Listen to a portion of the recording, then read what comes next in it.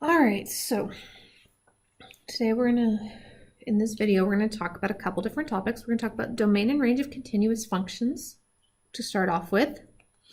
So in the previous video, I talked about what we call discrete. So it's got specific set of points, or the graph is not a continuous line.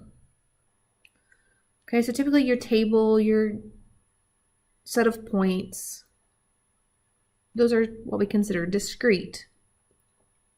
And we'll get a little more into this later on.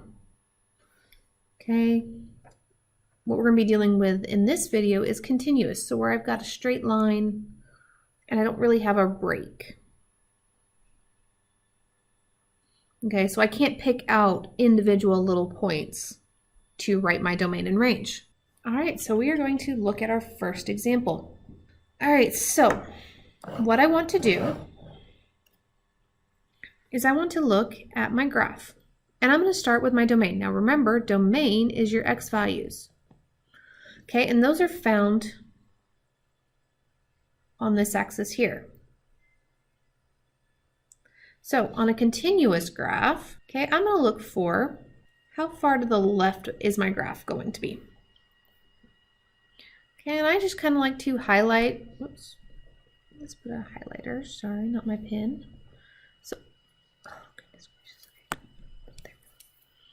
So I like to highlight that left, and then I also like to highlight in the same color my right edge. Okay, now we'll talk about here in a minute, what if my graph continues on past, okay, and I don't have them. So if you remember when we had compound inequalities, right, okay, we wrote them like this. Okay, we're going to use that same process here. Okay, my left edge is going to be here. So whatever that value is, my furthest left is, so in this case it's a -2, is going to be less than or equal to x, less than or equal to my right side, okay, which is 4.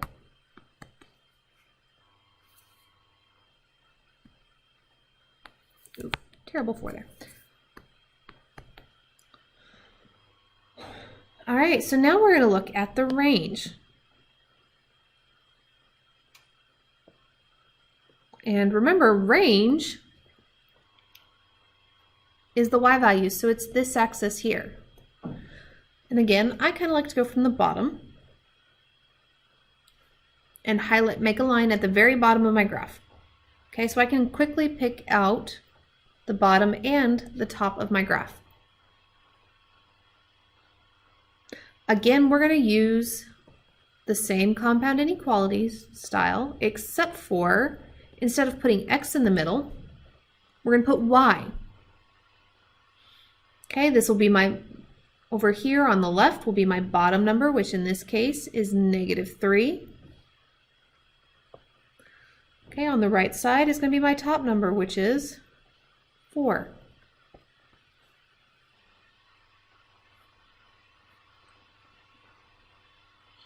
Okay, so I highlight just to make sure it's quick and easy for me to pick out where on my graph, how far to the left, how far to the right, how far down, and how far up I go.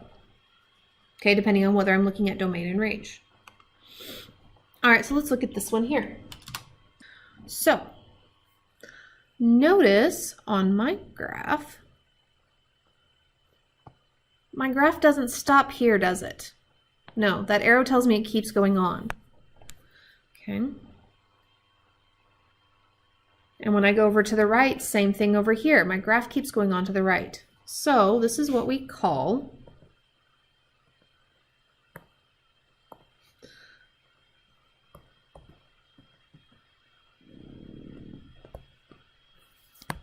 terrible writing today.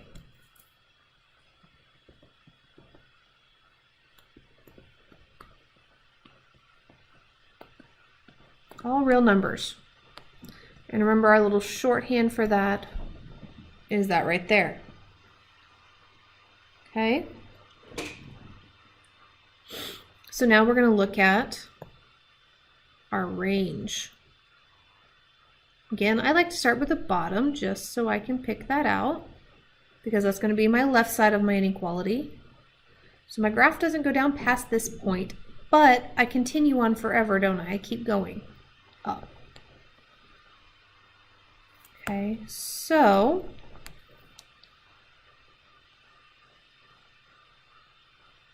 for this one,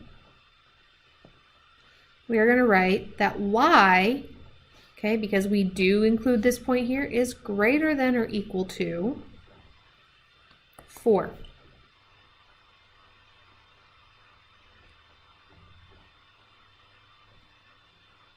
Okay, because the lowest value I can have is 4, isn't it? Or sorry, not -4, it's -3. Apologize about that. So I can't have anything lower than -3, right? But I can keep going above that. I can have any number that is above. All right, so we're going to look at this one. So kind of the same process we had with the last one on the range. I'm going to highlight, a little hard to see just because. Okay, so I know that on the left, right? But do I go stop here at the edge of the graph? No, I keep going, right? That graph keeps going. So on my domain, I have x is greater than or equal to, and what number do I start at? 0.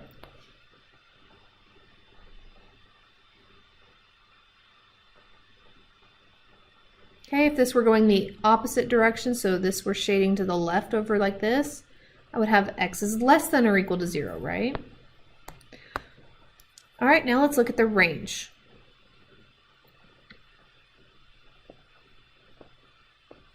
Okay, and it's along this right here. So again, I kind of have,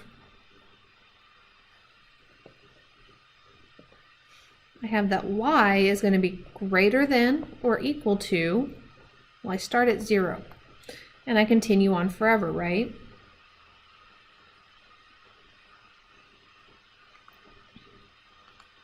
All right, so those are the basics. Now do watch if these dots are open or closed. They will have the same meaning as they did on the number line. All right, so now we're going to talk about independent and dependent variables. So you guys may have heard about these in science, and they pretty much are the same thing. So a variable that represents the input values of a function is the independent variable, because it can be any value in the domain. So guys, this is our x values. The value that represents the output values of a function is the dependent variable, because it depends on what the values of the independent variable are. So our y values, when we're going to deal with a lot of our problems, okay, we'll deal in terms of x and y. All right, so let's talk about this a little bit. So Frank earns $8 per hour mowing his neighbor's lawns. So a little thing to think about here is what is dependent upon the other. So this depends on that. So does how much Frank earn depend on how many lawns he mows, or does how many lawns he mows depend on how much he earns? So it was the first one, right? The amount Frank earns is dependent upon the number of lawns he's mowed. Okay, if he only mows one lawn and it takes him an hour to do that, he only gets $8. You know, if he takes 3 hours to mow 4 lawns,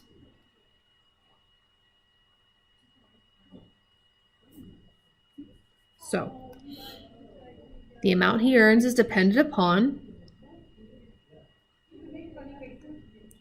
let's look at another one. So the more gallons of milk I have, the more cups I can pour. So what depends upon the other? If I have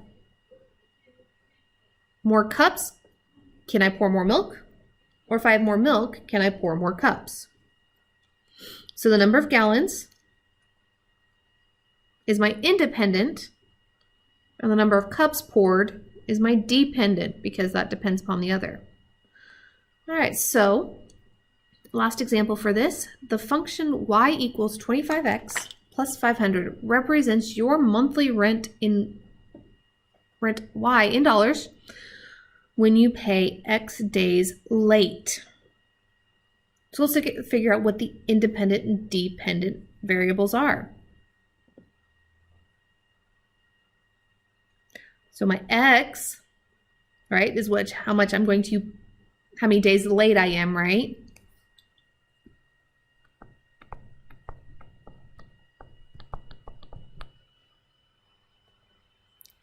And my y is my independent, which is my monthly rent. All right, so we're going to talk about here, okay, given this domain, what is my range? And we're going to look at what that looks like. All right, so in this one, we were given that my domain is 0, 1, 2, 3, 4, and 5. So all I'm going to do is plug in for each of those. So I'm going to do y is equal to 25 plus 500. Okay, so all I did here is I plugged in 0 for x because my domain goes with the x values. And I get y is equal to 0 plus 500. So y is equal to 500. So if we are 0 days late, it is 500. All right, so now we're going to do when x is 1, when my domain is 1. So now we get y is equal to 25 plus 500. And so y is equal to 525.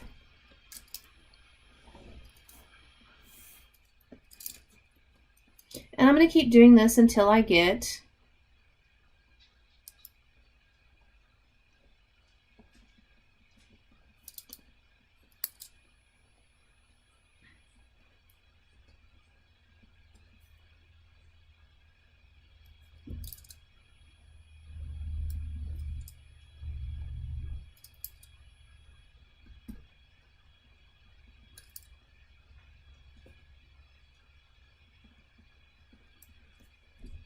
okay.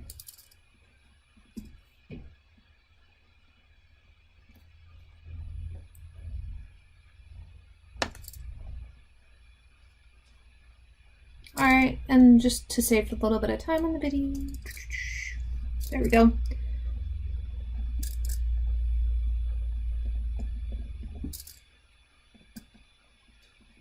And y.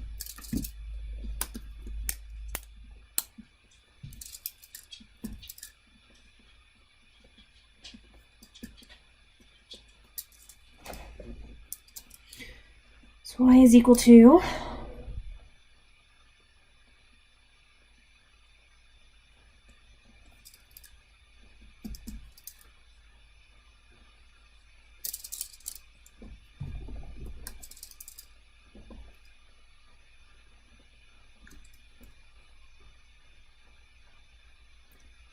okay, so all of these are my range.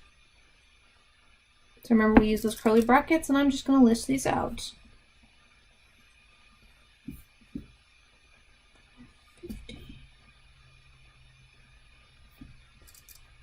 606. Oof. That's not the freaking time. All right.